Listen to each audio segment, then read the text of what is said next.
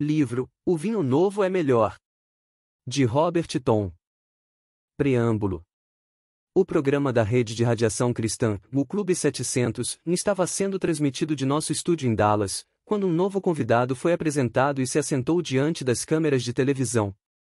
Imaginem a minha surpresa quando ele, sem proferir uma só palavra de saudação, levantou a mão para o céu e, diante de nossa audiência de âmbito nacional, berrou com voz retumbante: "Eis o que o Senhor acaba de mostrar-me em uma visão, a próxima estação de vocês será em Seattle, no estado de Washington." Se o convidado fosse qualquer outra pessoa, eu teria admitido tratar-se de um golpe publicitário. Mas era o sul-africano Robert Tom, o mesmo homem que, em uma reunião na Virgínia, havia predito o assassinato do senador Robert Kennedy com exatidão 3 dias antes de ocorrer. Assim, ouvi com bastante interesse sua previsão acerca da nova estação de televisão. Por isso não fiquei surpreso quando, justamente uma semana antes de receber um exemplar do livro Vinho Novo é Melhor, eu me vi no escritório do proprietário de uma outra televisão, assinando um contrato para apresentar meu programa. Isso mesmo, em Seattle, Washington, em menos de 4 meses após a profecia admirável de Robert Tom. O Vinho Novo é Melhor é a emocionante história de como Jesus Cristo transformou um marinheiro sul-africano alcoólatra em um verdadeiro homem de fé como aqueles do Novo Testamento. Temos, neste livro, uma narrativa plenamente aceitável de um milagre dos tempos modernos, cuja verdadeira beleza está no fato de que glorifica a Jesus Cristo. Algumas pessoas acham que o autêntico homem de fé deve andar por aí mostrando, no olhar, uma expressão distante e celestial, falando apenas de coisas como orientação, revelação e espiritualidade. O apóstolo Paulo, entretanto, pensava de modo diferente, como quando escreveu: "Temos esse tesouro em vasos de barro", 2 Coríntios 4:7. Encontramos em Robert Tom uma conjugação do autêntico tesouro celestial com um autêntico vaso de barro. A história de como os dois se reuniram constitui leitura por demais interessante. Prefácio. Eu tive o privilégio de ler o livro Vinho Novo é Melhor quando tinha apenas 15 anos de idade. Foi um divisor de águas em minha vida. A leitura me inspirou a desejar profundamente uma vida marcada pelo sobrenatural de Deus, tanto na decisão de andar em fé como na de aprender a corresponder à ação do Espírito Santo. E eu não apenas li, eu comi o livro. Li e reli vezes seguidas. Parei de contar quantas vezes li esse livro na 17ª. Posso afirmar que foi uma das leituras mais importantes e impactantes da minha vida. Quem acompanha minhas mensagens com regularidade já deve ter ouvido isso algumas vezes. Mas, além do bem que fez a mim, recomendo o livro por mais 2 razões. Primeiro, porque nos transmite uma forte mensagem de um Deus que não muda, que ainda opera milagres como nos tempos bíblicos. Embora seja uma biografia, e não um livro de estudo bíblico, a história foi contada de forma a embutir muitos princípios da palavra de Deus. Segundo, porque as histórias das intervenções de Deus em nossas vidas devem ser contadas. Elas glorificam a Deus e edificam os que são expostos a elas. Penso que foi por esse motivo que Jesus, depois de libertar aquele endemoniado gadareno, disse-lhe: "Vá para casa, para sua família e anuncie-lhes quanto o Senhor fez por você e como teve misericórdia de você." Marcos 5:19. Em outras palavras, Cristo pediu que ele não mantivesse a história da intervenção de Deus em segredo. E a história de Robert Tom deve ser conhecida pelas mesmas razões. Desejo que esta leitura edifique sua vida como edificou a minha. Luciano Subirá, coordenador do Ministério Orvalho.com. Introdução. A Bíblia afirma: "Ora, a fé é a certeza daquilo que esperamos e a prova das coisas que não vemos." Hebreus 11:1. Um dos melhores exemplos de homens que creem nisso e vivem por isso é Robert Tom. Viajando o mundo afora pela fé, leva consigo a mensagem de Cristo e um entusiasmo contagioso, tão somente por crer que Deus cumprirá sua palavra. Com essa fé singela, o irmão Tom viu Deus prover não só o que sua família necessitava, como o sustento de um ministério que já alcançou milhares de pessoas. Conheci o irmão Tom em 1961. Nesse ano, em uma igreja em Lebanon, estado de Ohio, participei pela primeira vez de um culto sob sua direção. Naquele momento, Deus revelou ao irmão Tom que havia no auditório um jovem que sofria de hérnia. Senti de imediato que ele se referia a mim. Levantei-me, fui à frente para a oração e acabei milagrosamente curado. Algum tempo depois, dei mais um passo de fé e abri minha empresa de construção e desenvolvimento, em parte, encorajado pelo irmão Tom, e Deus abençoou ricamente meu negócio. Como autor, também estou aprendendo a desfrutar as alegrias e aventuras inesperadas de viver pela fé. O Vinho Novo é Melhor é um livro que desvenda o segredo da fé, como ela operou na vida de Robert Tom e como pode operar em seu benefício, caro leitor. 1. Pobre menino rico. Meu nome é Robert Tom, e sou um milagre vivo, embora não passe de uma pessoa muito comum que descobriu que a vida não precisa ser a entediante monotonia de fazer as mesmas velhas coisas dos mesmos velhos modos, todos os dias. Isso se você estiver disposto a arriscar-se a viver pela fé. Veja este cheque no valor de $2.000, por exemplo. Você acreditaria que um homem o deu a mim, sem impor nenhuma condição ou pedir algo em troca? Pois isso aconteceu recentemente. Eu estava hospedado no Hotel Travelodge, em Zanesville, Ohio. Acordei naquela manhã pensando em minhas dívidas. $2.000 é um bocado de dinheiro, especialmente se você não o possui. O fato é que nossa gráfica no continente africano precisava, no mínimo, daquela quantia para começar a funcionar. Eu havia escrito cerca de 30 livros de cunho inspiracional para os cristãos daquele continente. As matrizes para a reprodução já estavam prontas, já tínhamos o papel, e o prelo estava pronto para rodar. Mas eu não tinha a menor ideia de onde viria o dinheiro para pagar os empregados. Para que eu possa pagar os trabalhadores, falei a Deus naquela manhã, o Senhor precisa realizar um milagre de $2.000 aqui. Já não tomei conta de você antes? Ele pareceu dizer. Oh, é verdade, repliquei. Pensei mesmo que deveria ter mencionado isso, então por que você não começa por me louvar? A voz admoestou-me gentilmente. Lembrei-me imediatamente do versículo 3 do Salmo 22, em que Davi se refere a Deus como o louvor de Israel. Por que não? Perguntei a mim mesmo. Eu não tenho os $2.000, mas tenho as promessas de Deus, assim, vou tirar o dia de hoje para louvá-lo. Estando ajoelhado, levantei-me, atravessei o quarto e fechei a porta. Sorri ao pensar no que ia fazer. Quem jamais ouviu isso de tirar um dia livre só para louvar o Senhor? No entanto, eu estava certo de que seria uma experiência revigorante. Pai, dou-te graças por suprires todas as minhas necessidades. Bendigo o teu nome pelos $2.000 que me enviarás. Louvo-te porque não preciso escrever cartas aos meus amigos pedindo ajuda. Todo louvor ao Senhor. Aleluia! Caminhei no assoalho daquele quarto de hotel tão somente me rejubilando no Senhor. Quanto mais o louvava, menor me parecia a quantia de $2.000. Lembrei-me de muitas outras coisas que Deus já havia feito por mim. Recordei como Ele me salvou e me transformou, de um marinheiro beberrão a um pregador do Evangelho.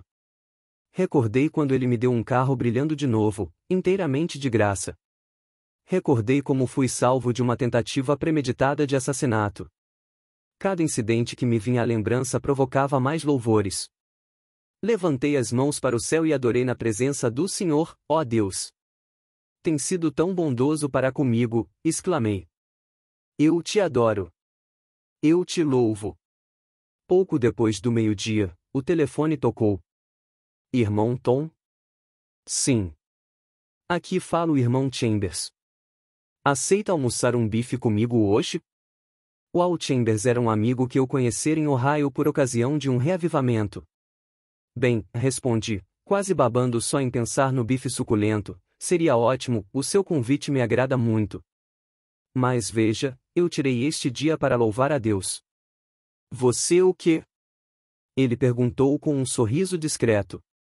Separei este dia para oferecer a Deus o sacrifício de louvor, expliquei, é para algo de que necessito. Fiz um pacto com Deus de louvá-lo o dia todo, e a minha necessidade será suprida, porque Deus é o louvor de Israel. Nunca ouvi algo semelhante, exclamou. De qualquer modo, isso quer dizer que não há como nos encontrarmos hoje, não é? Vejamos. Que tal amanhã? Ótimo, uau, repliquei, é muita bondade sua. Se você puder apanhar-me amanhã ao meio-dia, será um prazer almoçar com você. Aí estarei, ele me assegurou. Agradeci-lhe mais uma vez, e colocando o fone no gancho, voltei a louvar a Deus pelos meus $2.000. No dia seguinte o irmão Chambers veio buscar-me, e nos dirigimos a um restaurante no centro de Zanesville. Logo que sentamos para almoçar, ele foi dizendo: Irmão Tom, acabo de vender uma excelente propriedade e agora, por causa disso, sou devedor ao senhor do dízimo do que recebi. Que tal se eu lhe desse um cheque de $2.000? De imediato louvei o senhor em alta voz.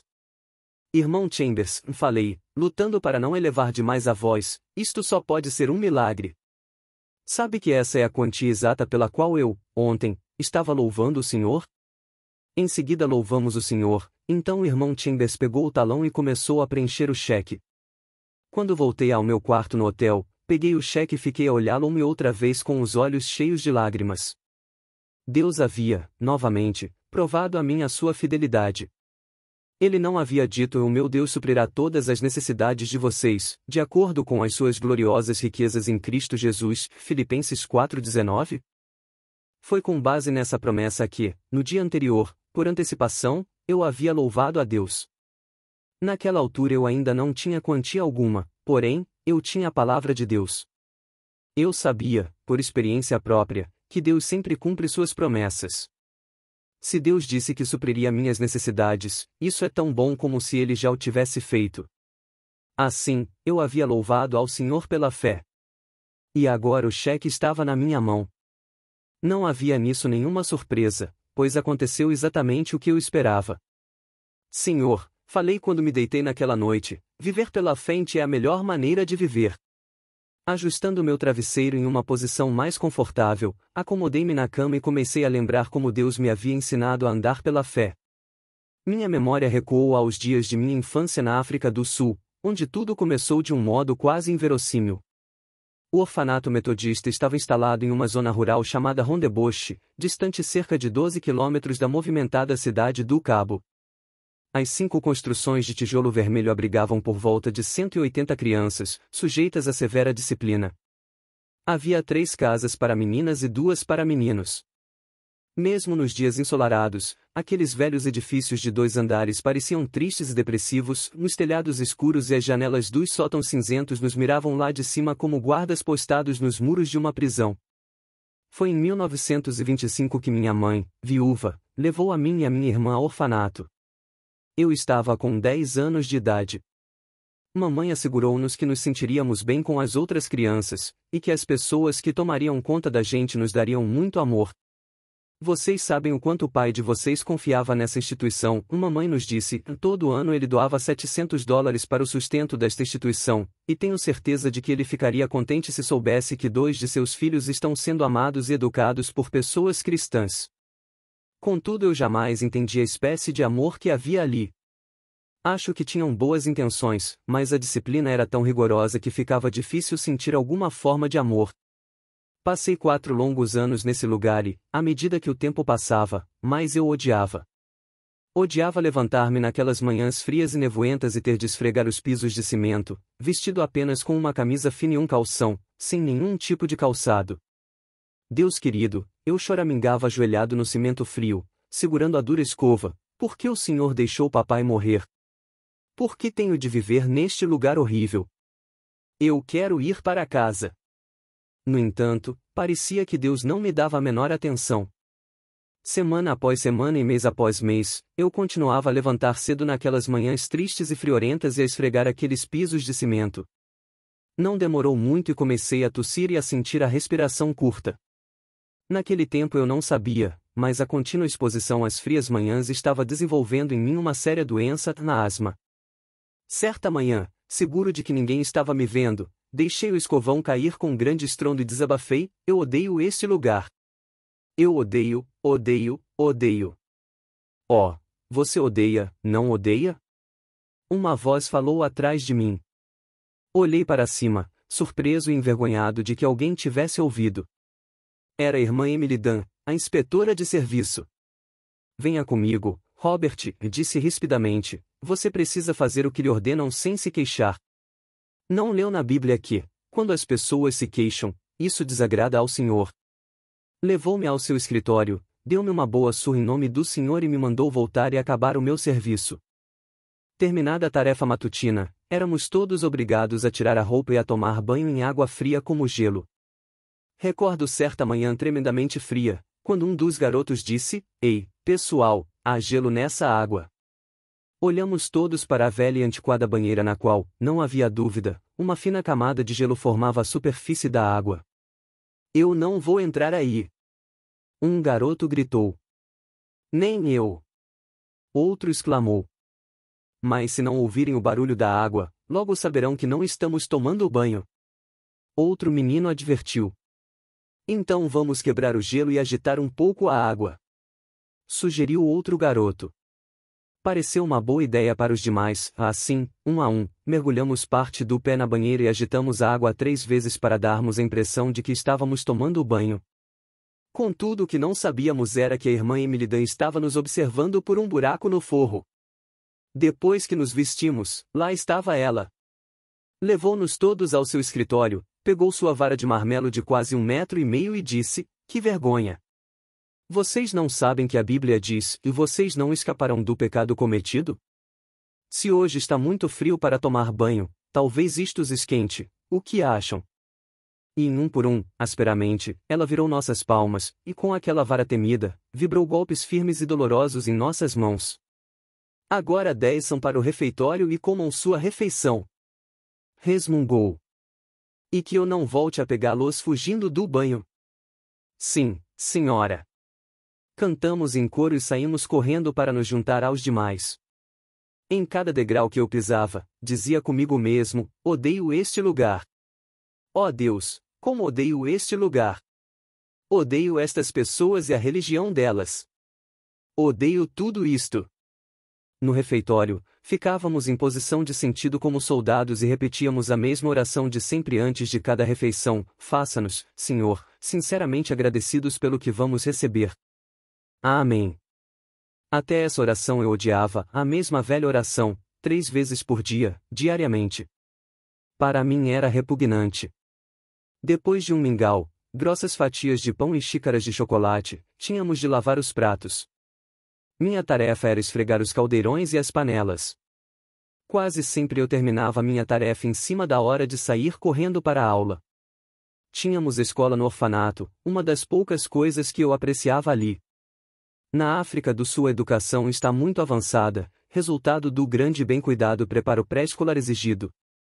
Por causa disso, eu esperava graduar-me aos 14 anos de idade.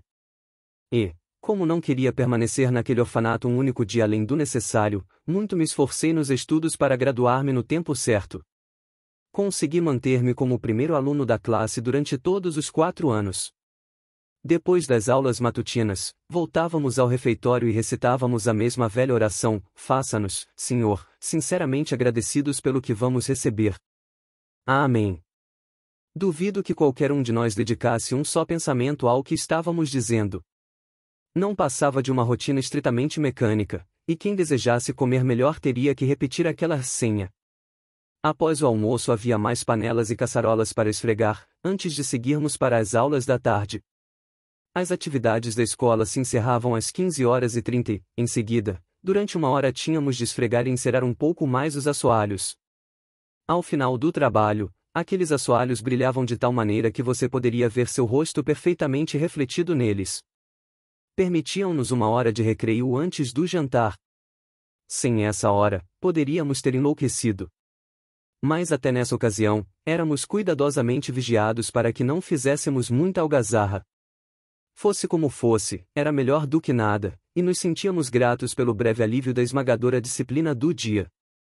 Às 17h30 nos reuníamos no refeitório para o jantar. Lá vinha de novo a monótona repetição das vozes da meninada em abafado uníssono, remoendo aquela oração, faça-nos, Senhor, sinceramente. Algumas vezes, ao sentar-me à mesa, a memória me levava de volta aos felizes dias em Old Shore, a 500 quilômetros dali. Naquele tempo éramos ricos. Eu lembrava muito claramente, as árvores formando arcos de sombra no gramado à frente da casa, a casa de pedra de 12 quartos na High Street, erguendo-se imponente como se fosse a mansão de uma fazenda, minha mãe saindo para fazer compras confortavelmente acomodada em um belo carro puxado por 6 cavalos brancos, com suas brilhantes plumas de avestruz enfeitando os arreios, os criados que enceravam o chão, cuidavam dos jardins, lavavam e passavam nossas roupas e nos serviam à mesa, meus 7 irmãos e irmãs e os fiéis criados que tomavam conta de nós e brincavam conosco debaixo das árvores. Meu pai, Alexander Thom, um dos proeminentes homens de negócios de Old Shoreham, era um escocês forte, louro e imponente em seu 1,90 m de altura.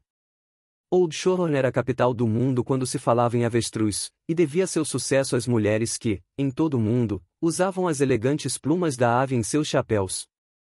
Meu pai era joalheiro, mas, quando percebeu todo o movimento no mercado de penas de avestruz, entendeu que seria um bom investimento ajudar as finanças de alguns criadores para que eles pudessem aumentar suas criações. Durante algum tempo, o investimento pareceu vantajoso e os lucros se fizeram presentes. Mas um dia em 1922 meu pai voltou para casa com mais notícias.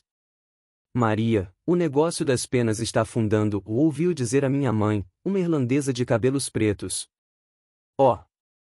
Isso quer dizer que estamos em dificuldades? Ela replicou, um tanto surpresa. Bem, a coisa está ruim para os criadores de avestruz. Mas você já imaginou o que vai acontecer se os criadores forem afastados do negócio? Depois de todo aquele dinheiro que emprestei a eles. Mamãe fechou-se em profundo pensamento por um momento, parecendo não saber o que dizer. Mas foi apenas um momento. Talvez não seja tão mal quanto parece. Todo negócio tem seus maus dias, ela disse, tentando confortar meu pai. Um mau dia podemos tolerar, mas quando isso se transforma em semanas, você sabe que as coisas não estão bem, ele retrucou. Quando o terrível desastre financeiro ocorreu alguns meses depois, fomos duramente atingidos. Todos os fazendeiros da área ao redor estavam em débito conosco e não tinham condições de nos pagar. Papai ainda possuía, é claro, a joalheria, mas eu bem me recordo de que tivemos ocasiões de intensas orações em nossos cultos domésticos. Lembro-me muito bem de como os rapazes que cortejavam minhas irmãs naquela época se sentiam embaraçados quando meu pai os fazia participar de nossas reuniões de oração antes de ir a algum lugar. Pobre gente rica! Fosse como fosse, Deus nos viu no meio daqueles dias difíceis sem que evidenciássemos maior abatimento, a não ser orgulho um tanto afetado. Mamãe testificou que Deus ouvirá nossas orações, e eu acreditei que sim. De vez em quando, naqueles tempos de oração, papai começava a falar acerca da morte. Sabe de que eu gostaria? Quando eu morrer, gostaria que acontecesse no mesmo dia em que morreu meu Salvador, a sexta-feira da Paixão. Não seria esse um belo dia para partir para o céu e estar com o Senhor? Ele perguntava. Ora, papai, você acha necessário falar a respeito da morte? Mamãe dizia com alguma tristeza. Bem, o fato é que todos vamos morrer algum dia. E a sexta-feira da Paixão é o dia que se ajusta comigo de modo perfeito, ele argumentava. Bem, mas não percebo que diferença faz o dia em que você morrer, mamãe replicava. Pode ser que não, mas o Senhor tem me atendido em desejos menores do que esse, não tem? Papai insistia. Meu pai era um homem peculiar.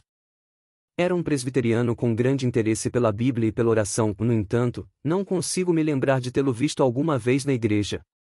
Mesmo assim, era respeitado por todos como homem de profunda devoção e também muito amado, especialmente pelos menos favorecidos da cidade do Cabo. Recordo-me do dia em que ele morreu. Eu tinha apenas 10 anos. Papai vinha tendo problemas respiratórios, e ultimamente sua respiração se tornará difícil. Certa manhã, como era quase meio-dia e ele ainda não se levantara, entrei no quarto para ver por que continuava na cama.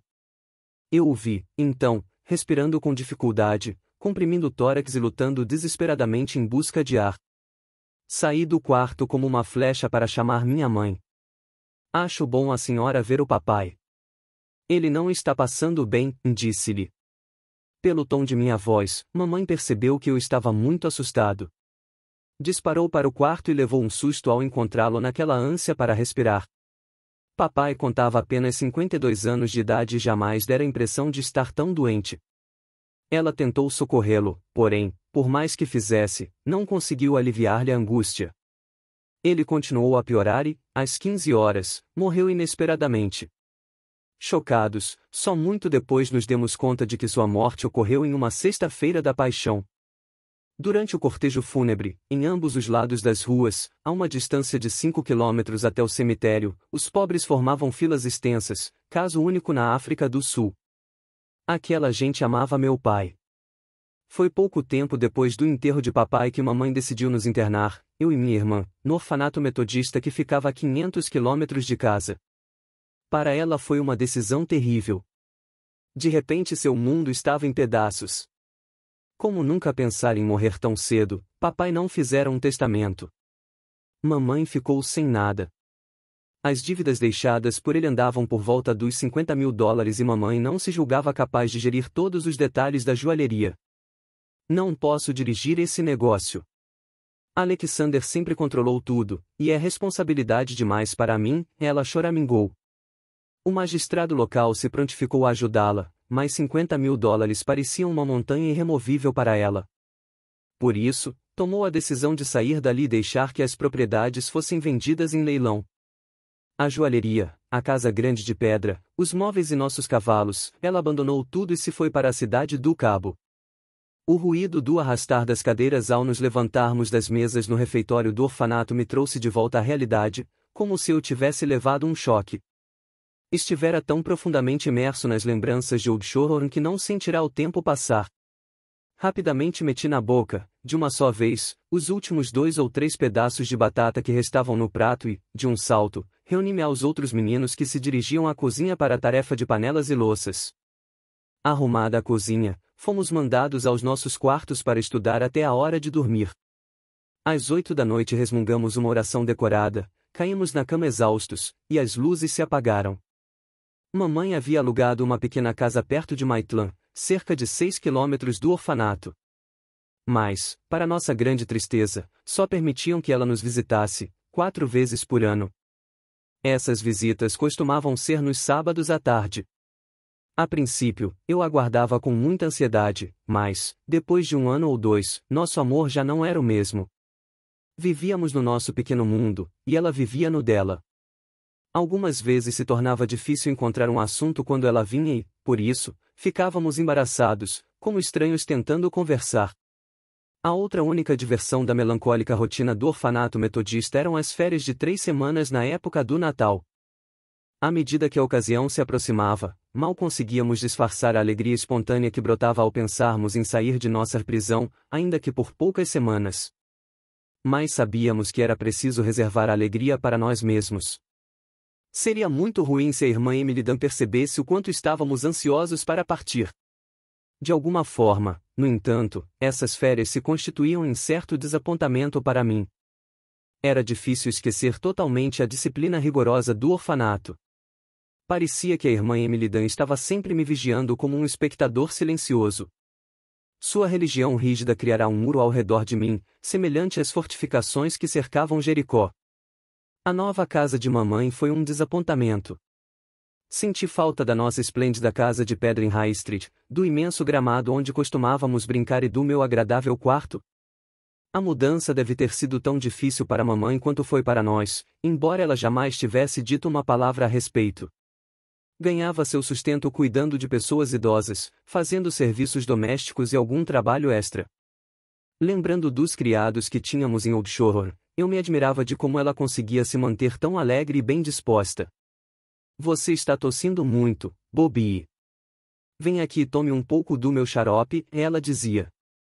Eu tomava dose após dose do seu remédio, mas de nada adiantava. Como será que você pegou esse resfriado? Será que você andou brincando por aí sem agasalho? Ela perguntava, solícita. Ora, mamãe, estou sempre com o meu agasalho. A senhora não precisa se preocupar, é só um pouquinho de tosse. Em poucos dias estarei bom, eu respondia, não queria lhe contar a respeito da minha tarefa de esfregar aqueles pisos de cimento e de como o frio era forte pela manhã. No início da 3ª semana de férias, quando percebi que logo estaria de volta ao orfanato por mais um ano, um desânimo começou a tomar conta de mim. Bem que eu gostaria de dizer à mamãe o quanto odiava aquilo, mas nunca ousei fazê-lo. É bem provável que ela desconfiasse de alguma coisa. Lutei contra as lágrimas por todo o caminho de volta ao orfanato. Antes de me deixar, mamãe pôs a mão sobre minha cabeça e disse, vou orar por você, Bobby. Você sabe que seu pai e eu sempre quisemos um ministro na família. E você será um bom ministro. E foi embora. Ministro. Não eu. Sentia-me tão enjoado de religião que podia até morrer. A querida irmã Emily Dan e suas orações rabugentas. Orações toda manhã, toda noite, toda refeição. A mesma conversa mole religiosa, sempre. Estava tão enjoado daquilo tudo que seria capaz de vomitar. Querido Deus, a vida cristã deve ser algo mais do que o que estou vendo aqui, orei naquela noite. Depois de pensar um pouco, surpreendi-me acrescentando, você sabe, eu realmente gostaria de ser como o papai e mamãe disseram, mas não se eu tiver de ser como esta gente aqui. Deitei-me em minha cama, sentindo-me um pouco culpado por ter tão maus pensamentos. Afinal de contas, o pessoal do orfanato estava nos alimentando, nos vestindo e nos educando. Não que eu ignorasse isso. Mas estava faltando alguma coisa, algo indefinível de que eu precisava desesperadamente. Ali fiquei, no escuro, com as lágrimas escorrendo pelo rosto, tentando descobrir o que estava errado. Alguns dias depois, à tardinha, todos os 180 internos estavam reunidos na igreja do orfanato para ouvir a pregação de um seminarista. Não me lembro do seu nome, mas jamais esquecerei o que ele disse: Deus realmente os ama. Vocês, meninos, significam muito para Deus. Vocês são algo muito especial para Ele. Disse com muita firmeza. Eu sorvi cada palavra. A mesma coisa fizeram os outros garotos. As palavras daquele pregador caíram como gotas de chuva em um jardim ressequido. Amor. Fazia muito tempo que não ouvíamos algo assim. O jovem pregador prosseguiu: ouçam-me. Deus os amou de tal maneira que enviou seu Filho unigênito para morrer por vocês. Jesus deu a vida e derramou o próprio sangue para pagar o castigo pelos pecados de vocês. E vocês podem conhecer Jesus e sentir o seu amor se pedirem que ele entre em sua vida. Fim do livro Amostra. Adquira o livro completo. Link na descrição.